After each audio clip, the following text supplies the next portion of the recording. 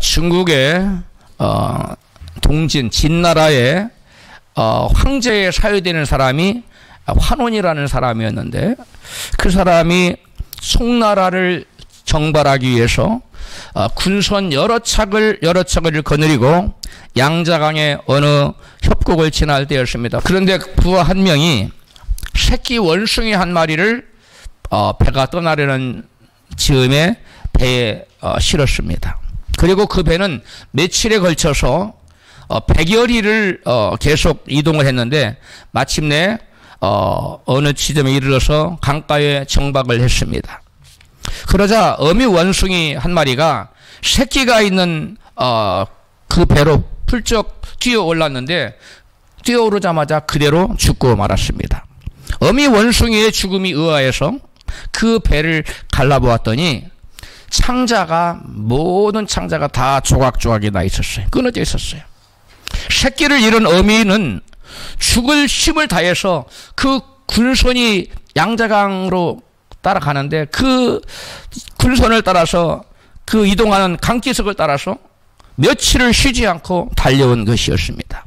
배가 정박했을 때는 새끼를 잃은 슬픔과 소진된 기력으로 새끼를 품에 안아보지도 못한 채 그만 그 자리에서 죽고 말았던 것입니다. 그래서 자식을 잃은 슬픔을 흔히들 말하기를 이 고사에서 따서 단장의 슬픔이라 이렇게 말합니다. 끊어질 단, 그 다음에 장기, 내장을 말하죠. 단장의 슬픔이라는 말이 여기서 나옵니다. 그 메아리의 단장의 뭐 슬픔, 그런 노래가 있죠. 아시는 분도 있고 뭐 하네. 단장의 슬픔이 여기서 나온 얘기예요. 배가 정박했을 때는 그야말로 모든 그 원숭이가 창자가 다 끊어졌다는 거예요. 창자가 끊어질 듯한 아픔, 창자가 끊어져 나가는 그러한 슬픔을 단장의 슬픔이라고 말합니다. 한낱 미물인 어미 원숭이의 슬픔이 이러할진데, 자식이 먼저 죽어서 장례를 치르고 그 장례 행렬에 따라가야 되는 이 어미의 슬픔은 여러분 어떻겠습니까? 오늘 본문은 자기 인생의 전부라고 할 수 있는 이 외아들, 독자를 잃은 과부의 이 단장의 슬픔을 기록하고 있습니다. 본문 누가복음 7장 12절입니다. 같이 읽습니다.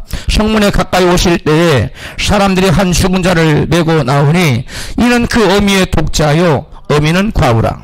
그 성에 많은 사람도 그와 함께 나오거늘 주께서 과부를 보시고 불쌍히 여기사 울지 말라 하시고, 인생을 살다 보면 그 누구를 막론하고 예기치 않은 슬픈 일들을 만날 때가 있습니다. 그러나 그 어떠한 슬픔도 오늘 본문의 주인공인 독자 외아들을 잃어버린 이 과부의 슬픔과 비교가 되겠습니까?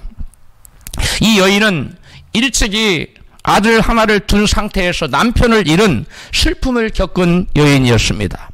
누군가의 도움이 없이는 결단코 자기 힘으로 살아갈 대책도 또한 그러한 능력도 없는 그러한 과부가 된 것입니다. 이스라엘 사회에서 그 당시의 과부는 저야말로 타인의 도움이 없이는 자기 힘으로 전혀 살 수 없는 그러한 사회 구조고 그러한 시대 상황이었습니다. 그러나 그때는 아들이라도 잘 키우면 미래가 열릴 것이라는 자그마한 소망이라도 아직 남아 있었어요. 조그마한 소망의 불이 아직 꺼지지 않았습니다. 그런데 지금 이 불쌍한 과부에게 그 조그마한 소망의 등불마저도 꺼져버리고 말았습니다.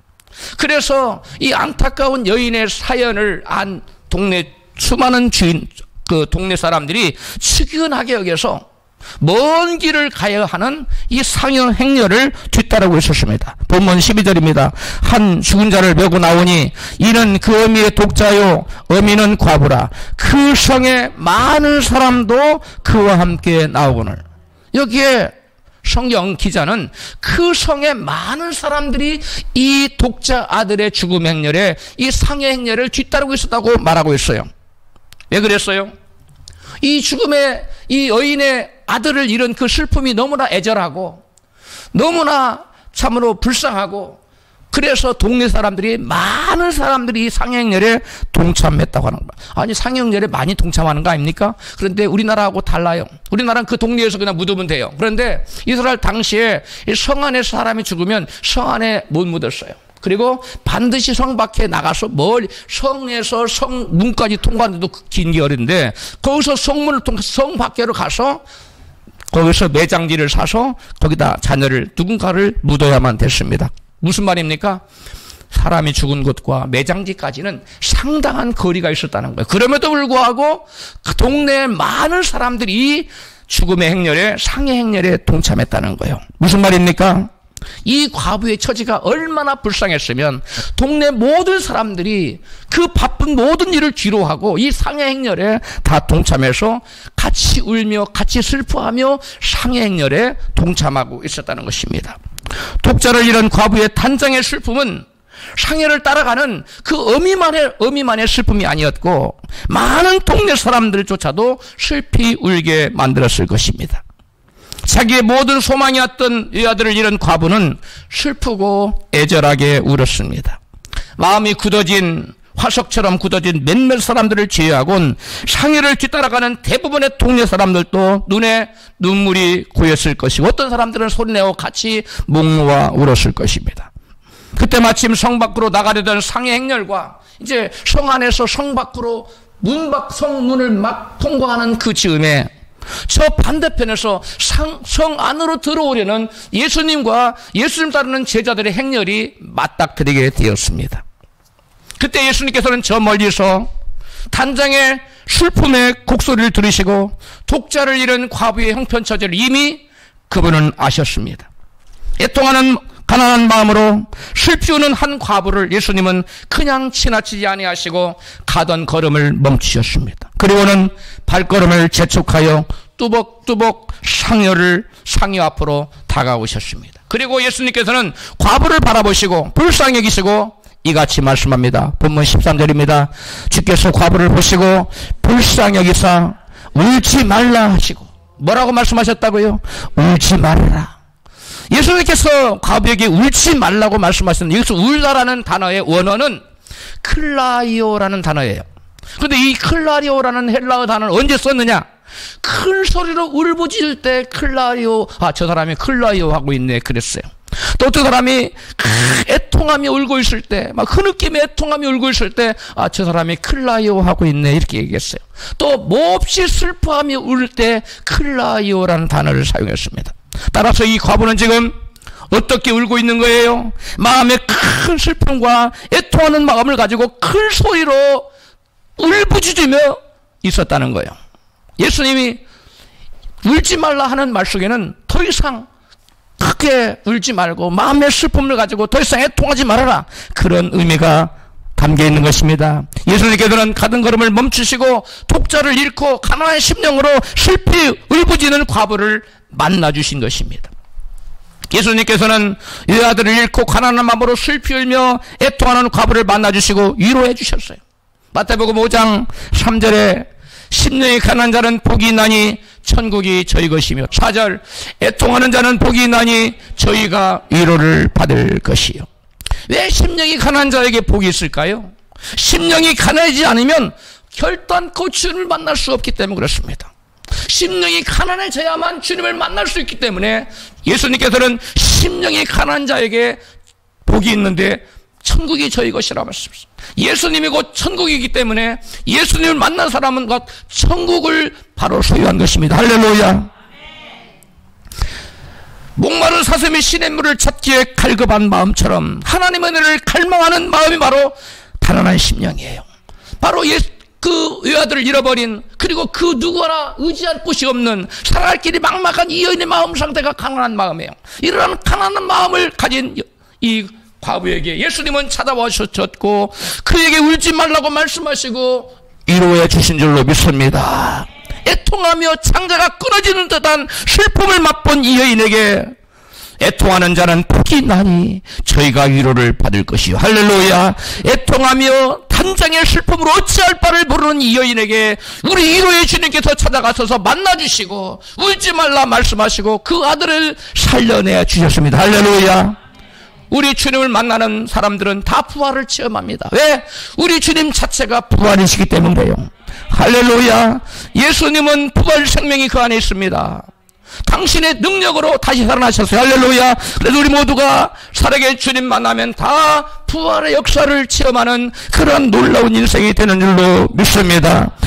가난한 마음이 없이는 결코 하나님을 인격적으로도 만날 수 없고 거듭날 수도 없으며 부활도 체험할 수 없고 천국도 체험할 수가 없습니다. 그래서 하나님께서는 우리에게 천국을 주시고자 때때로 우리를 낮추시고 약하게 하시고 실패를 경험하게도 하십니다. 그래서 우리 예수 믿는 사람에게는 실패가 나쁜 것만은 아니에요.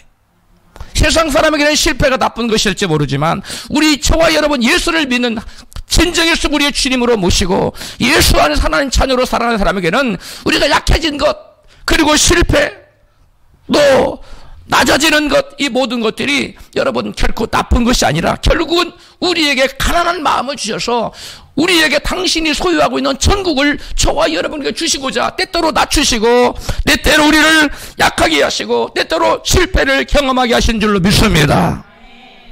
하나님께서 하나님의 택한 백성 이스라엘에게 40년 동안 광야의 길을 걷게 하셨어요. 40년의 고난을 허락하셨습니다. 그 이유를 신명기 8장 2절은 이같이 말씀합니다. 같이 읽습니다. 내 하나님 여호와께서 이 40년 동안에 너로 광야의 길을 걷게 하신 것을 기억하라. 너를 낮추시며 너로 줄이게 하시며 또 너로 만나를 내게 먹이신 것은 사람이 떡으로만 사는 것이 아니요 여호와 입에서 나오는 모든 말씀으로 사는 줄을 너로 알게 하려 하심이니라. 아멘. 여러분 광야는 어떤 곳입니까? 마실 물이 없는 곳입니다. 먹을 것이 없는 곳입니다. 메마른 땅입니다. 하나님의 은혜가 없이는 도저히 생존이 불가능한 고난의 땅이 바로 광야입니다. 그런데 하나님께서 당신의 택한 백성 이스라엘을 여러분 광야에 살게 하셨어요. 그것도 40년 동안. 그 이유가 뭐냐? 사람이 떡으로만 사는 것이 아니라 하나님에서 나오는 모든 말씀으로 사는 것을 깨닫게 하려고 그것을 알게 하려고 그와 같은 고난을 허락하셨다는 거예요. 할렐루야. 사람의 떡만이 아닌 하나님 말씀으로 산다는 것은 사람 인생은 자연 법칙에만 지배를 받지 않고 하나님의 영적인 말씀의 법칙에 지배를 받고 산다는 것을 하나님께서 깨닫게 하시려고 그런다는 거예요. 할렐루야. 무슨 말입니까? 우리 인간의 능력으로만 사는 것이 아니라 인생은 하나님의 은혜로 하나님의 돕는 은혜로 산다는 것을 깨닫게 하시기 위해서 우리에게 때때로 이 모양 저 모양의 고난과 시련과 환난을 허락하신다는 걸 믿고 내게 원치 않는 고난과 시련과 환난이 왔을 때 원망 불평하기보다는 도리어 감사하고 하나님을 찬양하는 저와 여러분이 되십시다. 할렐루야. 그래서 사람은 아무리 돈이 많이 주어져도 하나님의 말씀을 먹지 못하면 그 일생은 참된 만족과 참된 행복을 누릴 수가 없는 존재입니다. 세계적으로도 랭크되는 그런 어마어마한 부자가 왜 자살합니까? 우리 인간에게는 돈이나 권세나 그 명예나 쾌락이나 세상적인 것으로 아무리 채워도 채워지지 않는 어떤 홀이 남아있다는 거예요. 그 채워지지 않는 홀이 어떤 것이냐? 하나님의 영역입니다. 하나님의 영으로만 하나님 말씀으로만 채워지는 영역이 있다는 거예요. 할렐루야. 여러분 진정한 인생의 행복을 원하십니까? 여러분 세상 것을 쫓아가면 안 됩니다. 여러분 행복의 파랑새는 손에 잡힐 듯 하지만 잡히지 않는 것처럼 여러분 인생의 진정한 행복은 세상 것으로 채워지는 것이 아니라 우리가 일등의 갈증이 날 때 바닷물을 아무리 마셔도 더 큰 갈증이 나듯이 세상의 돈이나 명예나 세상적인 것은 우리가 가지면 가질수록 만족감이 오는 것이 아니라 더 큰 갈증이 유발된다는 사실을 믿고 하나님 안에서 진정한 행복을 찾을 수 있는 저와 여러분 되시기를 축원합니다. 심령이 가난해진 과부는 예수님을 만날 수 있었고 그녀에게 부활의 역사가 나타났습니다. 본문 14절입니다. 가까이 오사 그 관에 손을 대시니 맨 자들이 멈추어 서는지라 예수께서 가라사대 일어나라 하시매 죽었던 자가 일어나 앉고 말도 하거늘. 아멘. 상이 앞으로 뚜벅뚜벅 걸어오신 예수님은 상향료를 멈추어 세우셨습니다. 그리고 과부가 그리고 그 어떤 인간도 해결할 수 없는 그 절망적인 문제에 손을 대셨습니다. 바로 죽음의 관에 손을 대신 거예요. 할렐루야. 성경은 우리가 문제를 만났을 때 문제만 우리에게 온 것이 아니라 문제를 주관하시는 문제 위에 홍수 가운데 여호와께서 좌정하셔서 하나님도 같이 오신다고 말씀하십니다. 시편 29편 10절입니다. 여호와께서 홍수 때에 좌정하셨으며 여호와께서 영영토록 왕으로 좌정하시도다. 여호와께서 자기 백성에게 힘을 주시며 여호와께서 자기 백성에게 평강의 복을 주시리로다. 아멘. 여러분, 홍수 때에 홍수만 하나님께서 우리에게 보내시는 것이 아니라 홍수 위에 하나님께서 좌정하셔서 홍수를 컨트롤하시는 하나님이 같이 우리 가운데 임하신다는 사실을 믿으시기 바랍니다. 그리고 홍수 중에 좌정하신 하나님을 우리가 체험하면, 그분을 만나면 하나님이 우리에게 평강의 복을 주신다고 말씀하고 있어요. 할렐루야. 과부에게 아들이 죽는 대홍수가 밀려왔습니다. 하지만 그 여인에게 홍수만 온 것이 아니라 그 홍수를 컨트롤할 수 있는, 주장할 수 있는 누가 오셨다고요? 주님도 같이 오셔서 관을 멈춰 세우고 상여를 길을 멈춰 세우고 그 다음에 관에 손을 대시고 여러분 죽은 자를 살려내신 것입니다. 할렐루야. 여러분, 홍수를 만났을 때 홍수만 바라보지 마시고 그 홍수를 보내시고 그 홍수를 주장하시는 하나님이 내게 지금 찾아오고 계신다는 사실을 믿으시기를 축복합니다. 홍수 중에 찾아오신 예수님께서 홍수의 관에 손을 대시고 일어나라고 말씀하셨어요. 본문 14절, 가까이 오사 그 관에 손을 대시니 낸 자들이 멈춰서는지라 예수께서 가라사대 청년아 내가 네게 말하노니 일어나라 하시매 죽었던 자가 뭐하고? 일어나 앉고. 할렐루야. 죽었던 자가 일어났습니다. 우리가 애지중지하던 것이 죽어나가 버렸을 때 얼마나 마음이 아프고 얼마나 마음에 슬픔이 있고 아픔이 있습니까? 그런데 그러한 홍수 때에 하나님께서 우리에게 홍수만 보내는 것이 아니라 그 홍수를 주관하시고 홍수를 통해서 우리를 만나러 찾아오시는 주님도 같이 오신다는 사실을 믿으시기를 바랍니다. 할렐루야. 홍수를 만났을 때 그 홍수로 인해서 우리의 마음이 가난해지면 바로 홍수를 주장하시는 그 주님을 만날 수가 있다는 것이에요.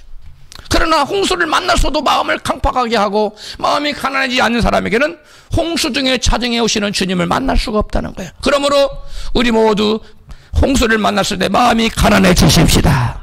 우리 옆에 계신 분에게 우리 마음이 가난한 사람이 됩시다. 할렐루야. 홍수 중에 찾아오신 주님께서는 우리의 문제에 관해 손을 대시고 문제 해결을 명하십니다. 본문 14절, 예수께서 가라사대 청년아 내가 네게 말하노니 일어나라 하시매 15절, 죽었던 자가 일어나 앉고 말도 하거늘. 부활의 주님께 찾아오셔 일어나고 말씀하시면 우리 안에 우리의 삶의 상황 속에 나타났던 모든 죽음의 그림자들이, 모든 죽음의 세력들이 한 길로 없다가 7길로 물러갈 줄로 믿습니다. 그리고 생명의 역사와 부활의 역사가 나타난 줄로 믿습니다. 그 어떤 죽음도 부활의 주님이 오셔서 일어나라고 말씀하시면 그 사람에게 나타났다는 모든 죽음의 그림자와 죽음의 권세는 물러가고 부활의 역사, 생명의 역사가 나타나게 될 줄로 믿습니다. 여러분의 삶의 상황 속에서 마치 죽은 것과 방불한 것이 그 무엇입니까? 부활의 주님께서 찾아오셔서 여러분의 죽어버린 그 어떤 것에 일어나라고 말씀해 주시기를 축복합니다. 부활의 주님께서 이 아침에 찾아오셔서 일어나라 말씀하시면 모든 죽었던 것들이 다시 회복되고 살아나는 역사가 나타납니다. 심령의 믿음, 소망, 사랑이, 죽었던 믿음, 소망, 사랑이 다시 살아납니다.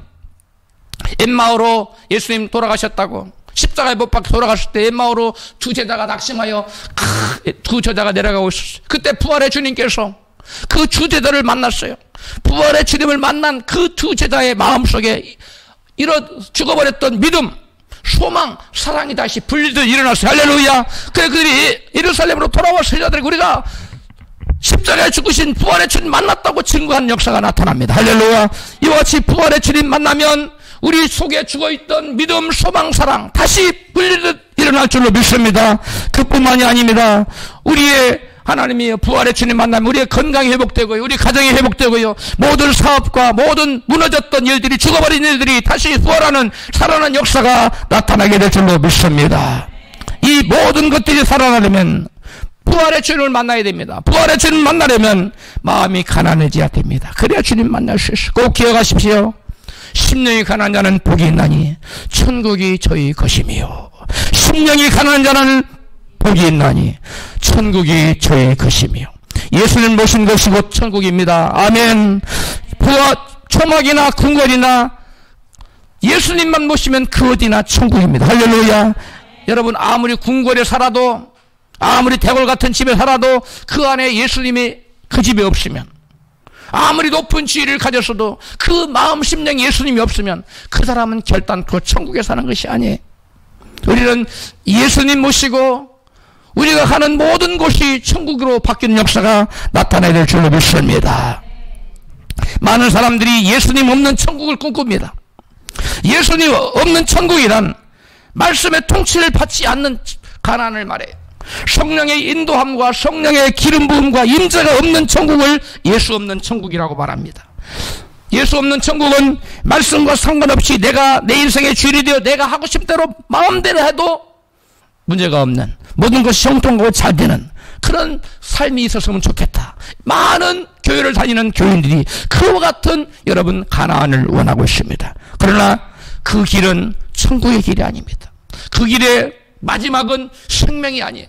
그 길의 마지막은 여러분 영벌이고 그 길의 마지막은 여러분 저주입니다. 그러므로 우리는 아무리 환경이 힘들고 어려워도 주님 모신 말씀의 통치를 받고 성령의 통치를 받고 성령의 인도를 받는 그러한 천국에 살아가는 우리 모두가 되어야 될 줄 믿습니다.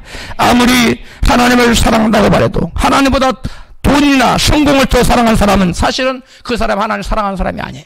사실은 그 사람 하나님 믿는 사람이 아니에요. 요한일서 2장 15절로 말씀합니다. 세상이나 세상에 속한 것들을 사랑치 말라. 세상을 사랑하는 사람에게는 그 속에 아버지를 향한 사랑이 없습니다. 공동 번역으로 읽어드렸습니다. 세상을 사랑하는 사람에게는 아버지를 사랑하는 마음이 없다는 거예요. 예수님 말씀은 너희가 재물과 하나님을 겸하여 섬길 수 없느니라. 여러분, 둘 중에 하나를 택해야 된다는 거예요. 야고보서 4장 말씀합니다. 가늠하는 여자들이여 세상과 벗된 것이 하나님의 원수임을 알지 못하느냐. 많은 사람들이 돈과 성공 같은 세상을 하나님보다 더 사랑하면서도 자기는 하나님을 사랑한다고 스스로를 속이면서 신앙생활을 하는 사람이 있어요. 성경은 그런 사람들을 가리켜 하나님을 만홀히 여기는 사람이라고 말합니다. 하나님 만홀히 여긴다는 걸 하나님 우습게 여긴다는 거예요. 하나님을 경홀히 여긴다는 거예요. 또 그런 사람들을 가리켜 성경은 간음하는 여인이라고 말씀하고 있습니다. 모세는 하나님 없는 천국보다 하나님과 함께 광야에서 고난받기를 더 갈망했어요. 출애굽기 33장 2절입니다. 같이 내가 사자를 내 앞서 보내어 가나안 사람을 쫓아내고 너희로 젖과 꿀이 흐르는 땅에 이르게 하려니와 나는 너희와 함께 올라가지 아니하리라. 아멘. 여기 나는 바로 하나님이 여호와 하나님이 모세에게 말씀합니다. 내가 나의 사자들 천사들을 먼저 보내서 가나안 칠족들을 다 진멸해버리고 다 쫓아낼 거야. 그리고 내가 너희들이 그 땅에 편안하게 들어가서 가나안 편하고 잘 살게 해줄게. 이렇게 말씀했어요. 그러나 나는 너희들과 함께 올라가지 않아. 너희들은 가나안에 가 살긴 사는데 나 없는 여호와 하나님이 없는 그냥 너희들끼리 잘 먹고 잘 사게 될 거야. 이렇게 말씀했어요. 그러자 모세가 같이 대답합니다. 33장 15절에요. 모세가 여호와께 고하되 주께서 친히 우리와 함께 가지 아니하시려거든 우리를 이곳이 어디입니까? 광야에서 올려보내지 마옵소서. 어디로 올려보내지 말라고? 가나안으로 올려보내지 마. 모세가 원하는 것은 잘 먹고 잘 사는 가나안이 아니었어요. 세상의 물질 축복이 아니었습니다. 세상의 높은 지위, 성공 이런 것들이 아니었어요. 모세가 원하는 것은 주님과 함께하는 삶이었습니다. 할렐루야. 이것이 진정한 예수 믿고 회개하고 거듭난 사람의 진정한 여러분 삶의 모습이에요. 여러분은 어느 것을 원하십니까? 예수 없는 평안하고 부유하고 성공적인 가나안의 삶을 원하십니까? 지금 당장 힘들고 어려워도 쪼들려도 예수 모시고 말씀의 인도를 받고 성령의 지배를 받는 성령의 임재가 있는 그러한 삶을 원하십니까? 전자입니까? 후자입니까? 하나님 우리에게 택하시기를 원해요. 우리 모두 모세처럼 주여 주님께서 우리와 함께 올라가지 아니하시려거든 주여 우리를 그 땅으로 가나안으로 올려보내지 마시고 지금 당장 힘들고 어두운 광야에 있을지라도 저는 예수님 모시고 사는 삶, 말씀 붙들고 사는 삶, 성령 인도 받는 이 삶이 좋습니다. 주님 나와 함께하여 주옵소서. 이러한 고백이 우리 입에서 마음 중심에서 터져나와야 될 줄로 믿습니다. 예수님과 함께하는 그곳이 바로 천국이며 부활과 생명의 역사와 참된 축복과 참된 행복이 있는 곳입니다. 왜 그래요? 예수님이 여러분 천국 자체입니다. 예수님 자체가 복덩어리십니다. 예수님의 행복이 있습니다. 할렐루야. 그러나 주님 없는 가나안은 천국처럼 보여요. 그러나 그곳은 천국이 아닙니다. 비록 광야에 살아도 주님과 함께 사는 그곳이 천국이라는 사실을 믿으시기를 축복합니다. 과부의 죽은 아들을 다시 살리신 주님께서는 그 아들을 어머니에게 주셨어요. 본문 15절입니다. 시작. 죽었던 자가 일어나 앉고 말도 하거늘 예수께서 그를 어미에게 주신대. 여기에 독특한 표현이 나와요. 예수께서 그를 어미에게 주신대. 여러분, 아들 살렸으면 당연히 어머니 거 아니에요? 우리는 그렇게 생각합니다. 그렇지요? 근데 성경은 그렇지 않다는 거예요. 예수께서 어머니에게 주셨다는 것은 이 소유가 누구라는 거예요? 그 살아난 아들의 소유가 지금 누구라는 거예요? 누구의 것이라는 거예요? 예수님 거라는 겁니다.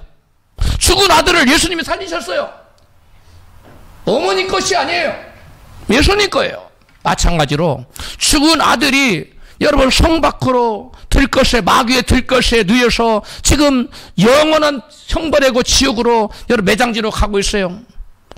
그 모습이 누구의 모습이냐? 바로 저와 여러분의 모습이었어요. 할렐루야. 우리가 죄를 짓고 살 때 우리는 다 그와 같은 죽음의 행렬에 사망의 행렬에 여러분 지옥으로 향해 치닫던 사람들이었습니다. 그런데 예수께서 우리의 가는 것을 멈추시고 여러분 죽음 행렬을 멈추시고 관을 대시고 일어나라 해서 우리가 다 예수 이름으로 살아난 자들 아닙니까? 할렐루야.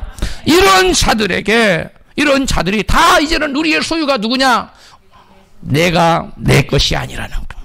나의 진정한 주인은 누구예요? 내가 아니고 우리 주님이라는 사실을 믿으시면 아멘 하십시다. 여러분, 천지 만물을 지으신 분이 누구십니까? 예수님이세요. 하나님이세요. 그래서 여러분 천지 만물의 주인 예수님이에요.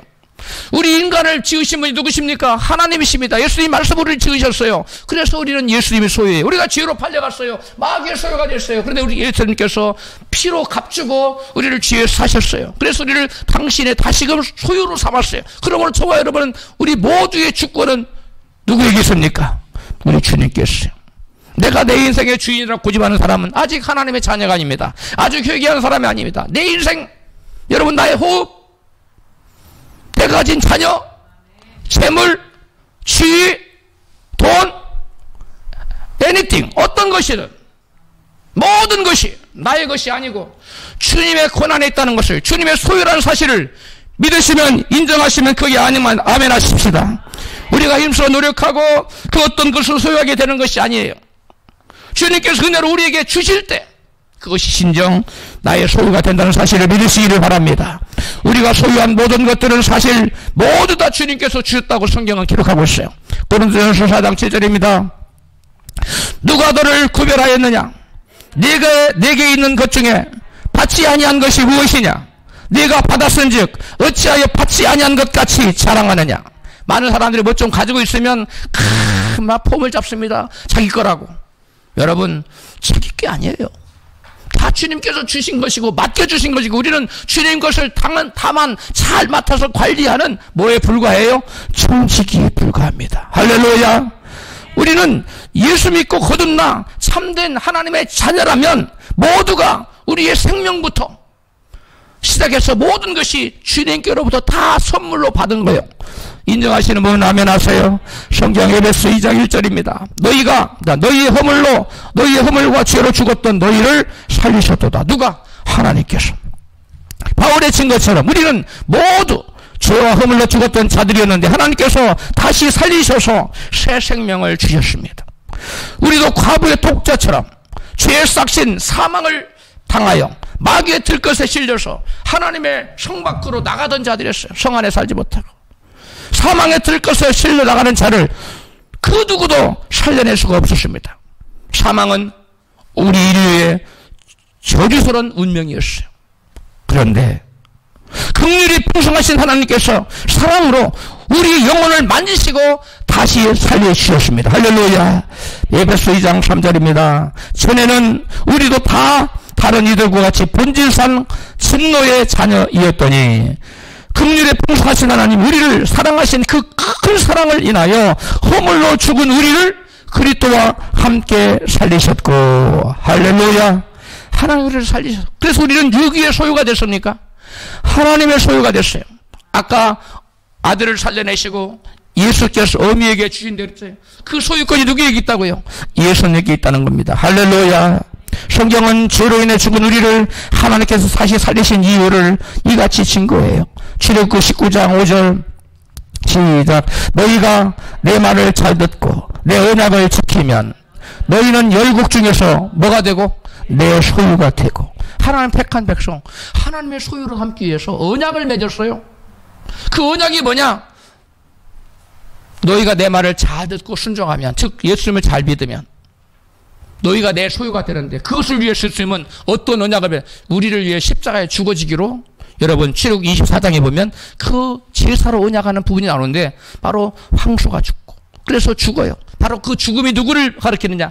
예수님을 가리킵니다. 할렐루야. 우리가 죽음 후에 성찬에 떡을 뗄 텐데 바로 그 예수님이 이 언약의 피라고 말씀하셨어요.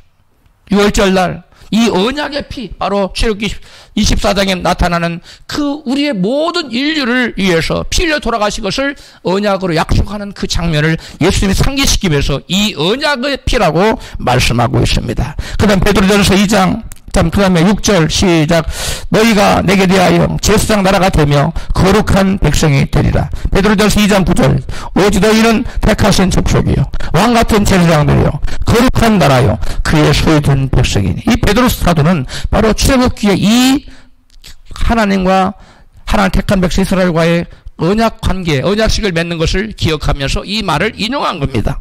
하나님께서 우리를 죽음에서 다시 살려내 당신의 언약 백성을 삼으신 것은 하나님의 소유를 삼기 위함이었다는 거예요. 서로 죽었던 우리에게 일어나라 말씀하시자 죽었던 영혼이 새 생명을 거듭나 하나님의 소유가 되었다는 것이에요. 나 자신이 하나님의 소유임을 인정하시면 그에 아멘하십시다. 죄로 인해 하나님 앞에 죽었던 우리가 다시 하나님의 긍휼로 새 생명으로도 하나님의 소유된 백성이 되었다는 거예요. 믿는다는 것은 하나님의 소유가 되어 그리스도를 내 인생의 주인으로 모시고 그분을 왕으로 섬기며 사는 것을 뜻합니다. 많은 사람들이 믿는다는 머릿속으로 믿는 것을 믿음이라고 오해하는 사람들이 있어요. 그건 믿음이 아니에요. 그건 믿음의 기초예요. 그 믿음 이외에 예수님을 내 인생의 주인으로, 예수님을 내 인생의 왕으로 여러분 섬기며 사는 사람, 말씀에 순종하는 사람이 그것이 진정한 믿음입니다. 할렐루야. 예수를 믿는다면서 자기가 주인 되어서 자기 마음대로 사는 자는 진정 회개한 사람이 아니에요. 진정 예수님을 마음속의 주님으로 영접한 자도 아닙니다.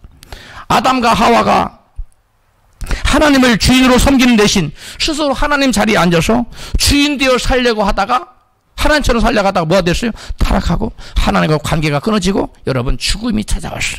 이것이 사망이에요. 이것이 죄의 원죄입니다. 이거 가장 근본적인. 그래서 우리가 죄를 회개한다는 것은 바로 내가 내 인생의 주인으로 살던 삶을 돌이켜서 하나님을 내 인생의 주인으로 다시금 영접하는 삶, 이것이 진정한 회개인 줄로 믿습니다. 여러분, 그래서 사탄 경전 1장 1절에 뭐라고 써져 있느냐? 너 스스로 너의 주인이 되거라. 사탄이 얼마나 교활하고 지혜로운지 모릅니다. 굉장히 멋있어 보이잖아요.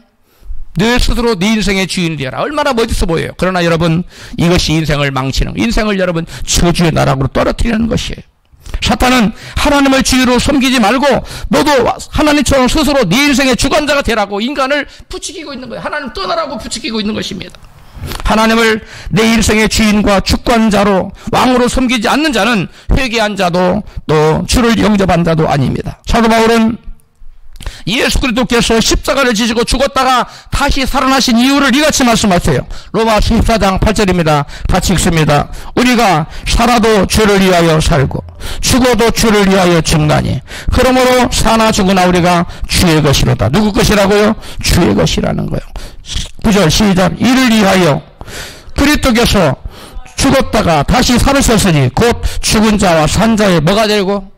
주가 되려고. 예수님이 십자가에 못 박혀 죽으신 것은 저와 여러분의 모든 산자나 죽은 자를 간에 주가 되려고 했는데 우리가 예수님을 주인으로 섬기지 않아. 그러면 예수님 십자가를 뭐하게 만드는 거예요?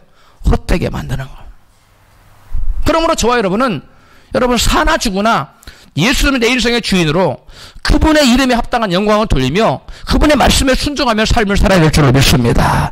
이것이 진정한 회개한 자의 삶이요, 이것이 진정 여러분 거듭난 자의 삶이요, 이게 진정한 자녀요, 이런 사람이 하늘나라에 가서 영원한 여러분 천국의 복락을 누리게 될 줄로 믿습니다. 예수님이 제자로 너희들은 나와 상관없는 사람이야, 너희들은 내게 합당치 않는 사람들, 어떤 사람들 예수님 말씀하신 너희들은 나하고 합당하지 않아, 내게 합당하지 않아, 너는 나하고 상관없는 자들이야. 누구에게 말씀하셨을까요? 마태복음 10장 36절에 같이 읽어요. 시작. 사람의 올수가 자기 집안 식구리라. 아비나 어미를 나보다 더 사랑하는 자는 내게 합당치 아니하고 아들이나 딸을 나보다 더 사랑하는 자도 내게 합당치 아니하고 또 자기 십자가를 지고 나를 쫓지 않는 자도 내게 합당치 아니하니라. 여기 보면 주님께 합당치 않은 사람, 주님과 상관없는 자들이 나와요. 부모나 처자를, 자녀들을 나보다 더 사랑하는 자는 주님이 당신과 상관없다고 말하고 있어. 그리고 십자가를 지고 자기 사명의 십자가, 각자에게 주어진 십자가를 내팽개쳐버린 사람도 주님께 합당치 않다고 말씀하셨어요. 그리고 결론적으로 말씀합니다. 자기 목숨을 얻는 자는 잃을 것이요, 나를 위하여, 나는 예수님이에요, 나를 위하여 자기 목숨을 잃는 자는 얻으리라. 이게 역설입니다. 여러분, 이순신 장군이 그런 말 했죠. 살고자 하는 자는 죽을 것이요, 죽고자 하는 자는 살 것이다. 여러분, 주님을 위해 죽고자 하는 자는 반드시 그 사람에게 부활의 주님이 나타나셔서 부활의 역사를 체험하며 살아나는 놀라운 축복의 삶을 살게 만들어 주십니다. 믿으시면 아멘 합시다. 어떤 사람들은 기독교라는 종교를 가진 사람들이 많아요. 바로 이런 사람들이에요. 이런 사람들은 아직 주님을 주님으로 영접하지 않고 하나님의 거듭난 자녀가 아직 되지 못한 상황. 여러분, 스스로를 속이지 말고 자신을 냉철하게 바라볼 수 있어야 합니다. 우리 주님은 구걸하는 거지가 아닙니다. 만유를 심판하실 주제시요 만왕의 왕이십니다. 우리 주님은 제발 나를 너의 주인으로 좀 섬겨다오, 제발 나를 너의 왕으로 좀 영접해다오, 제발 나를 너의 주인으로 좀 대접해다오, 이렇게 구걸하지 않는다는 거예요. 많은 사람들이 마치 예수님이 그런 분으로 오해를 해요. 여러분, 절대 그런 오해를 하시 마시 바랍니다. 예수님께서 부자 청년에게 말했어요. 주여, 내가 어떻게 하면 영생을 얻으리까? 예수님이 계명을 지켜라. 나 계명 다 지켰는데. 그래?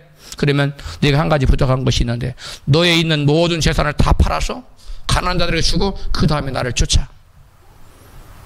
그가 돌아서려고 그러니까 예수님이 아니다, 바지가랑이를 붙잡고 다시 얘기할게, 반만 드려. 그것도 힘들겠는데요? 10분의 1만 드려. 이렇게 예수님 타협하셨습니까? 예수님은 그렇게 하지 않았어요.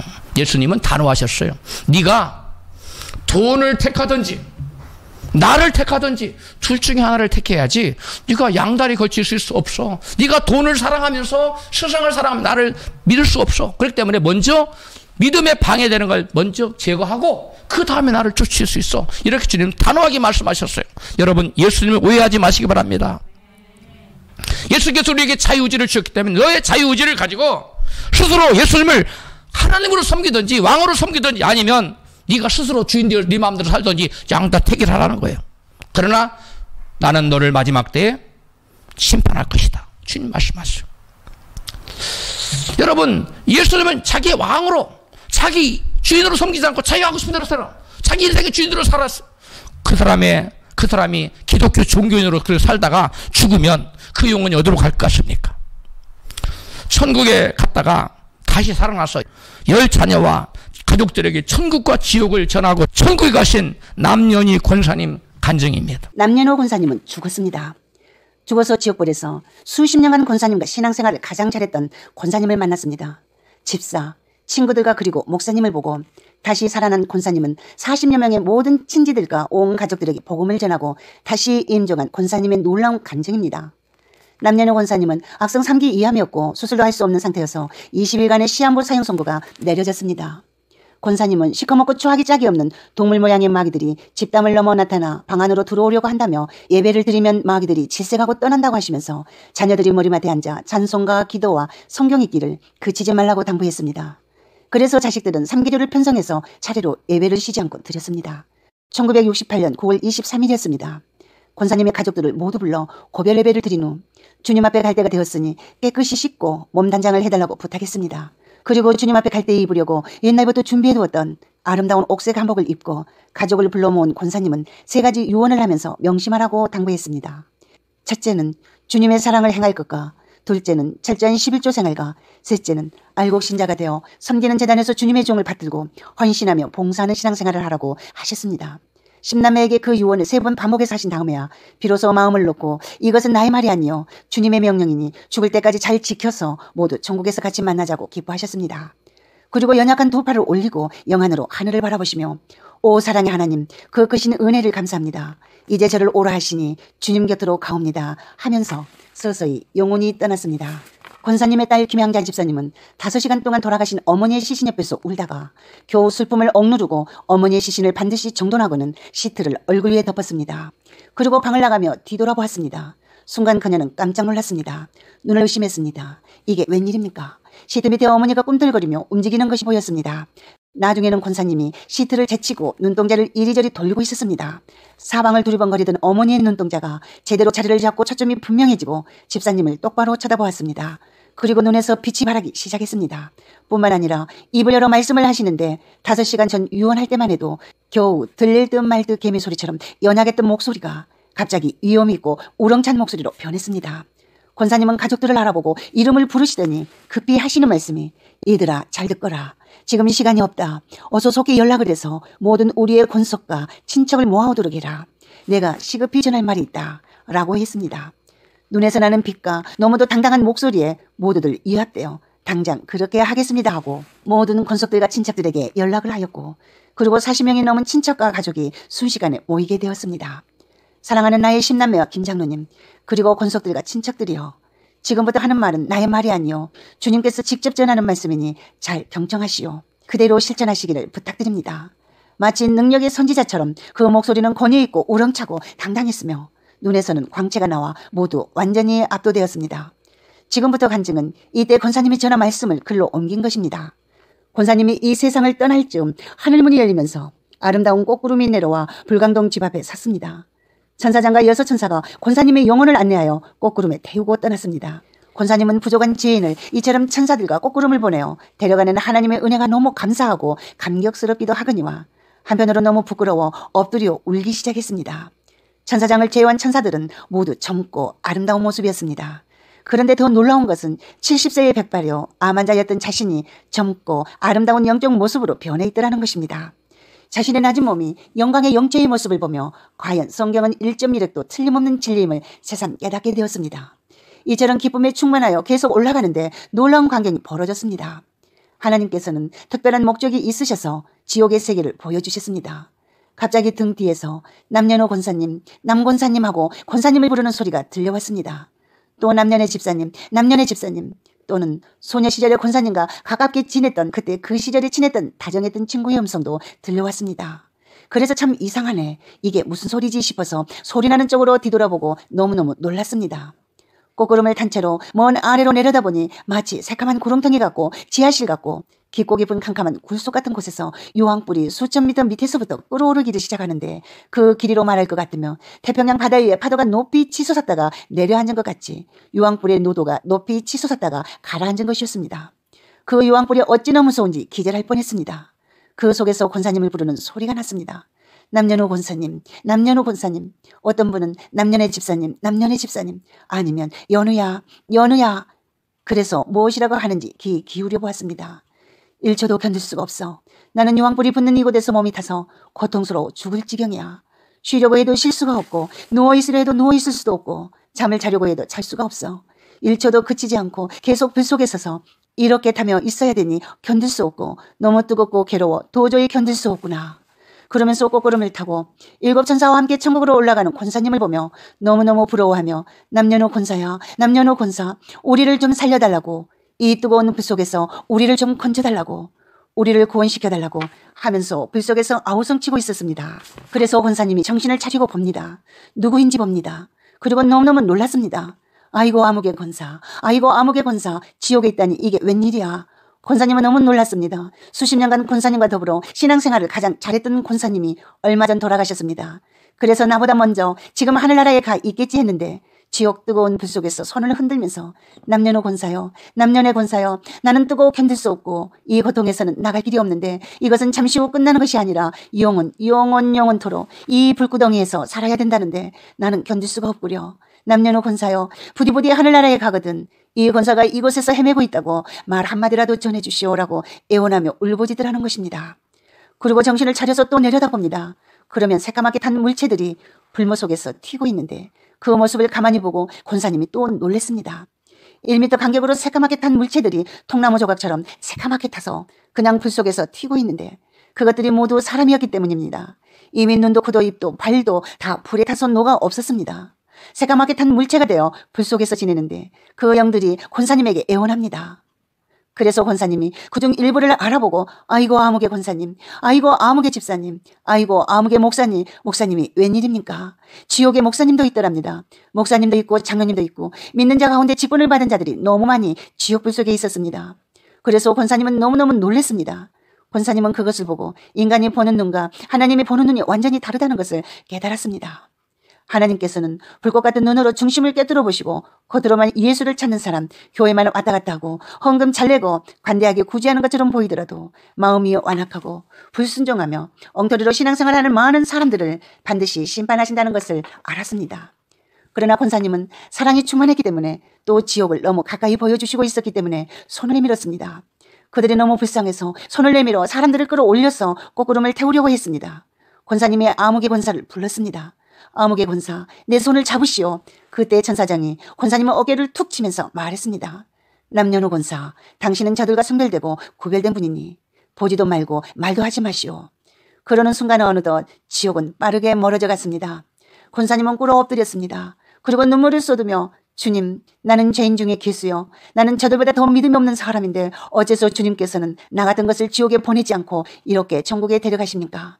지옥에 떨어져야 마땅할 죄인이 자신을 꽃구름과 7천사를 보내어 천국으로 불러주시는 은혜가 너무 감사하고 황공하여 엎드려 흐느꼈습니다. 그렇게 울고 있는데 천사장이 또 어깨를 치면서 남녀노 권사, 당신은 지금 주님을 만나려 하늘나라로 가고 있기 때문에 하나님께서는 영광과 찬송 받으시기를 더 기뻐하십니다. 그러니 함께 찬송을 부릅시다 라고 말했습니다. 그래서 눈물을 거두고 천사들과 손에 손을 맞잡고 찬송하기 시작했고 기쁨이 넘치게 되어 춤도 저절로 추게 되었다고 합니다. 권사님이 이 세상을 떠날 즈음 하늘문이 열리면서 아름다운 꽃구름이 내려와 불광동 집 앞에 섰습니다. 천사장과 6천사가 권사님의 영혼을 안내하여 꽃구름에 태우고 떠났습니다. 그리고 지옥에서 고통받고 있는 평소에 잘 알고 있었던 목사님, 권사님, 집사님 그리고 친구들을 보았습니다. 오랜 시간이 흐른 후 꽃구름은 육중하고 거룩한 한 대리수문 앞에 도착했습니다. 이 문 뒤로부터 이제 천국이 펼쳐지는구나 하고 생각하며 문 안으로 들어섰는데 웬일인지 소름이 끼치면서 들어온 존율이 엄습해왔습니다. 천국이라면 기쁨과 평화가 넘쳐흐르고 황홀한 분위기여야 할 텐데 이상하다라고 생각하는 동안 하나님께서는 특별한 목적이 있으셔서 심판대의 광경을 보여주셨습니다. 심판대를 향하여 두 줄로 많은 영혼들이 기다려 섰는데 모두들 공포에 질려 사시나무처럼 떨고 있었습니다. 더구나 그들의 눈들은 불안과 초조로 가득 차 안절부절하고 있는 것이었습니다.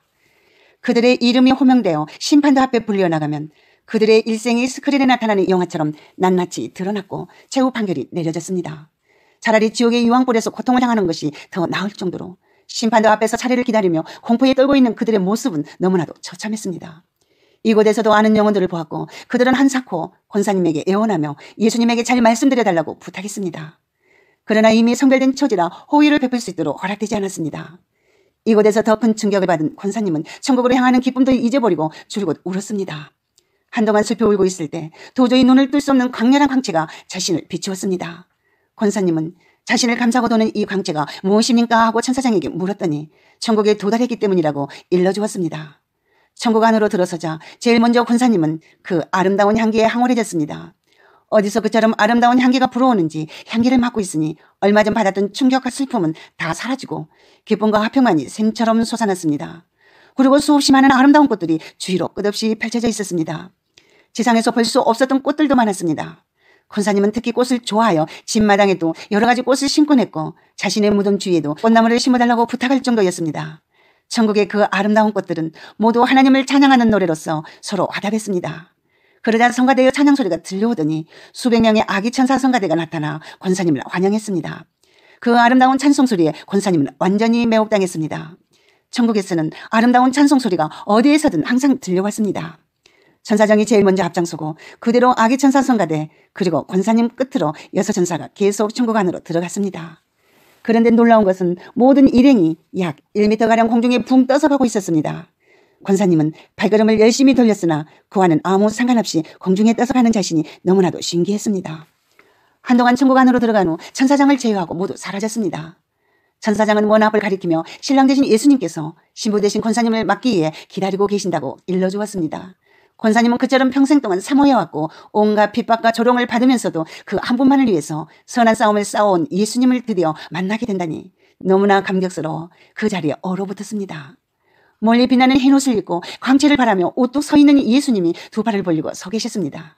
권사님은 감히 예수님의 얼굴을 바라보지 못하고 그 앞으로 당당히 나아갈 수도 없어 얼굴을 묻은 채 기어서 다가갔습니다. 감격의 눈물을 흘리며 한동안 기어가서 예수님의 발 앞에 엎드렸습니다. 그러자 사랑하는 딸 남녀노 권사야 라고 부르는 예수님의 음성이 들렸습니다. 그러나 감히 얼굴을 들 수가 없어 그대로 엎드려 있었습니다. 사랑하는 딸 남녀노 권사야 하고 부르는 예수님의 음성이 또다시 들렸습니다. 그래도 용기가 나지 않았습니다. 이때 마음속에서 이 바보야 일생 동안 이 한순간을 위해서 살아왔지 않느냐. 다음에 한 번 더 부르시거든 용기를 가지고 얼른 일어나 품에 안기도록 해라 하는 생각이 떠올랐습니다. 세 번째로 부르는 예수님의 음성이 들렸습니다. 순간 권사님은 주여 내가 여기 있나이다 하며 벌떡 일어났습니다. 그리고 예수님의 눈을 바라보았습니다. 그러나 예수님의 눈과 자신의 눈이 마주치는 순간 권사님은 오 주여 저는 죄인이로소이다 하며 자신의 몸을 두 발로 감싸면서 쓰러지고 말았습니다. 자비하고 인자하고 사랑이 넘치며 부드러우리라고 상상했던 예수님의 얼굴은 오히려 엄하였고 불꽃 같은 광채가 꿰뚫어보자 자신의 더러운 죄가 유리알처럼 낱낱이 드러나기 때문에 그 죄를 조금이라도 가려보려고 두 팔로 몸을 감싸면서 쓰러졌던 것입니다. 권사님은 두렵고 떨리는 마음으로 오 주여 저 같은 죄인이 감히 천국에 올 수 있다고 생각한 것이 잘못입니다. 이 죄인을 용서하여 주십시오 하고 울부짖으면서 가슴을 치며 그렇게 했습니다. 한동안 회개의 눈물을 뿌리고 있을 때 사랑하는 딸 남녀노 권사야 하는 주님의 음성이 다시 세 번째 들려왔습니다. 권사님은 주여 여기 죄인이 있나이다 하며 간신히 일어나 예수님을 바라보았습니다. 그런데 이번에는 예수님의 얼굴이 사랑과 인자하심과 자비로 넘쳐 흐르시고 부드러운 미소를 만면에 짓고 계신 것이었습니다. 그리고는 두 팔을 벌리고서 권사님을 안아주었습니다. 주님의 그 품이 어찌나 포근하고 따사롭고 아름다운지 권사님은 있는 힘을 다해 주님을 끌어안았습니다. 예수님은 권사님의 등을 쓰다듬어 주시면서 사랑하는 딸 남녀노 권사야 그가 얼마나 고생이 많았느냐 하시는 것이었습니다. 권사님은 너무나도 감격하여 그만 목 놓아 울고 말았습니다. 정신을 차린 권사님이 천사장의 안내를 받아 예수님 앞에 다시 정중하게 서자 예수님께서 심각하게 말씀하셨습니다. 남녀노 권사 똑똑히 들어라. 너는 지금 천국에 온 줄로 기뻐하고 있지만 내 사명은 아직 끝나지 않았다. 너는 권사로서의 사명을 다하지 못했는데도 천국에 들어올 자격이 있다고 생각하느냐. 너는 사랑의 요정으로서 공적도 많이 쌓았고 전도상을 3번이나 탈 만큼 전도의 왕으로 초항도 받았다. 그러나 너는 너의 가장 기본 사명이 내 육신의 친자식들을 구원하지 못하였으므로 내 공적은 천국에서 아무런 가치가 없다. 너의 10남매 중에 한 영혼도 진정한 크리스천을 만들지 못하고 내 어찌 사명을 다하였다고 천국에 들어올 수 있느냐. 어서 속히 세상에 가서 내 자식들과 권속들, 친척들을 구원하는 내 사명을 다하여라. 그리하면 너에게 천국에 들어올 수 있는 자격을 주어 너를 다시 부르겠다. 이 말씀을 들은 권사님은 주님 앞에 굴복하고 울음을 터뜨리며 진정 주님의 말씀이 옳습니다. 제 자식도 구하지 못하고 천국에 오겠다고 생각한 제가 잘못입니다. 자식들을 세상에 내버려두어 주님의 계명도 지키지 아니하고 주님의 가슴을 아프게 한 저의 죄를 용서해 주십시오. 이제 저의 사명을 깨달았사오니 돌아가 사명을 다하도록 허락해 주십시오 하며 자백하였습니다. 순간 권사님은 천사장과 천사들에 의해 거꾸로 위로 다시 태워졌고 급히 지상에 내려와 불광동 집 앞에 도착하였습니다. 이때 권사님의 시신이 꿈틀거리며 움직이기 시작했던 것입니다. 아름다운 천국에 잠시나마 머물다가 지상에 내려와 보니 인간 세상이 그렇게 초하고 더러워 보였습니다. 인간 세상이 그처럼 썩은 냄새가 풍기는 제약의 구렁텅이요. 우리 인간은 구속에 사는 벌레만 또 무덤을 천국에 갔다 오고 권사님은 비로소 깨닫게 되었습니다. 죽었던 남권사님이 살아 돌아와 이런 간증을 하는 동안 불광동 집에서는 큰 기적이 일어났습니다. 그곳에 모인 40여 명의 일가 친척들이 모두 깨지기 시작하면서 과연 하나님은 오늘도 살아계셔서 역사하시는 분이시며 늘 의심해왔던 천국과 지옥이 실제로 존재하고 또한 히브리서 9장 27절에서처럼 한 번 죽는 것은 사람에게 정해진 것이요 그 후에는 심판이 있으리니라고 한 말씀을 확실히 믿게 되었습니다. 마가의 다락방에 놀라운 성령의 역사가 일어난 것처럼 불광동에도 놀라운 성령의 역사가 임했습니다. 마치 현대판 마가의 다락방 같았습니다. 특히 그곳에 모인 김씨 일가는 모두 최고의 교육을 받았고 더러는 미국 유학을 하여 박사학위를 땄으며 모두 부유했고 더러는 재벌이나 정부의 고관이었기 때문에 한결같이 교만했습니다. 모두 기독교 가정에서 자랐음에도 불구하고 세상적이 되어 예수님을 은 30냥에 팔아먹은 가룟유다처럼 변질되었던 것입니다. 그래도 난 권사님은 시간이 있을 때마다 십남매는 물론 일가 친척까지 일일이 방문하여 회개하고 돌아오도록 설득했고 때로는 사무실을 방문하여 눈물로 호소했으나 왜 창피하게 쫓아다니며 괴롭히냐고 오히려 천대와 멸시와 조롱을 받으며 되돌아오곤 했었습니다. 그런데 백발이 생생하기까지 포기하지 않았던 권사님, 바로 그 할머니가 죽었다 살아나서 천국을 낱낱이 증거한 후 한 사람씩 한 사람씩 이름을 불러 지적하며 회개하라고 외칠 때 장례는 회개의 영에 임해 울음바다가 되어버렸습니다. 십남매는 물론 일가 친척 모두 두 손을 들고 떨면서 발버둥 치기도 하고 뒹굴기도 하며 미친 듯이 회개했습니다. 어떤 이는 내진 당을 일으킬 정도로 머리를 벽에 찍기도 하였으며 어떤 이는 머리카락을 쥐어뜯어 두 주먹이나 머리카락이 빠질 만큼 처절했습니다. 살아계신 하나님, 내 죄를 용서하여 주십시오. 나는 하나님께서 이렇게 살아계신 줄 진정 몰랐나이다. 하나님께서 불꽃 같은 눈으로 일일이 우리를 감찰하시고 우리를 모두 심판하시어 천국과 지옥으로 갈라놓으신다는 사실을 미처 몰랐나이다. 예수님을 팔아먹은 가룟유다처럼 세상에서 온갖 죄를 다 지으며 주님을 십자가에 못 박거나 하였던 내 죄를 용서하여 주옵소서. 체면과 부끄러움을 다 내던지고 대성통곡하며 어린아이처럼 순수하게 모든 것을 다 드러내 보이면서 회개할 때 사랑의 하나님은 그들 모두를 아들, 딸로 다시 받아주시고 성령을 부어주셨습니다. 이렇게 그곳에 40여 명이 한 사람씩 모두 회개하고 주님을 영접하는 놀라운 역사가 일어났습니다. 사명을 다 마친 난 권사님의 영혼은 그 후 천국으로 돌아갔습니다. 주님의 사랑의 여종 권사님을 통하여 거짓 신도요, 가짜 신도요, 엉터리 신도요, 죽정이 신도였던 십남매와 일가 친척들은 죄를 깨닫고 주님 앞에 바로 설 수 있는 은혜를 받았고 참 신자가 되었습니다. 그리고 천국과 지옥을 증거하는 증인이 되었고 권사님의 사랑과 전도의 은사를 이어받아 대를 이어 주님의 귀한 일꾼이 되었습니다. 또한 권사님이 11조를 바쳤던 막내 아들은 어머니의 천국 체험을 통하여 자신을 주님께 드리기로 소원하였고 능력이 있는 목사가 되었습니다. 또 뉴욕에 살고 있는 김향자 집사님은 미국 전역 및 해외 간증 집회를 다니시며 천국 복음을 전했고 눈물 없이는 들을 수 없는 파워풀한 간증을 통해 수많은 영혼들이 회개하고 구원받는 역사가 일어났습니다. 여러분, 십남매는 다 믿는 자였지만 그들은 다 가짜 신자였습니다. 그러나 진정한 회개를 통하여서 그들은 진짜 신자가 된 것입니다. 우리는 이 천국 지옥 간증을 통해서 우리가 진정 어떠한 모습으로 살아야 되는지 우리에게 큰 울림이 있었을 줄로 믿습니다. 현대 교인들 중에 적지 않은 사람들이 참된 거듭난 회개한 신자가 아니라 알곡이 아니라 쭉정이로서 산다는 것입니다. 우리는 우리 자신을 냉철하게 바라보지 않으면 안 된다는 것입니다. 바울이 그 많은 고난을 당하며 주님의 발자취를 쫓았던 이유가 무엇이었을까요? 빌립보서 3장 10절에 같이 읽습니다. 내가 그리스도와 그 부활의 권능과 그 고난에 동참여함을 알려하여 그의 죽으심을 본받아 어찌하든지 죽은 자 가운데서 부활에 이르려 하노니 내가 이미 얻었다 함도 아니요 온전히 이루었다 함도 아니라 오직 내가 그리스도 예수께 잡혀받은 그것을 잡으려고 쫓아가노라. 아멘. 바울은 그 목적이 하나였어요. 그리스도께서 부활하실 것처럼 나도 그리스도의 부활에 동참하겠다 하는 그러한 일념을 가지고 그 많은 박해와 그 엄청난 고난을 다 받으면서 주님 발조치를 믿음으로 쫓아갔던 것입니다. 죄로 인해 죽어서 마귀의 들것에 실려 성박 사망길로 끌려가던 우리를 살리러 주님은 우리 가운데 찾아오셨습니다. 그 주님을 내 인생의 주인으로 모시고 잘 믿고 섬김으로써 부활에 참여하는 우리 모두가 되시기를 주님의 이름으로 축원합니다.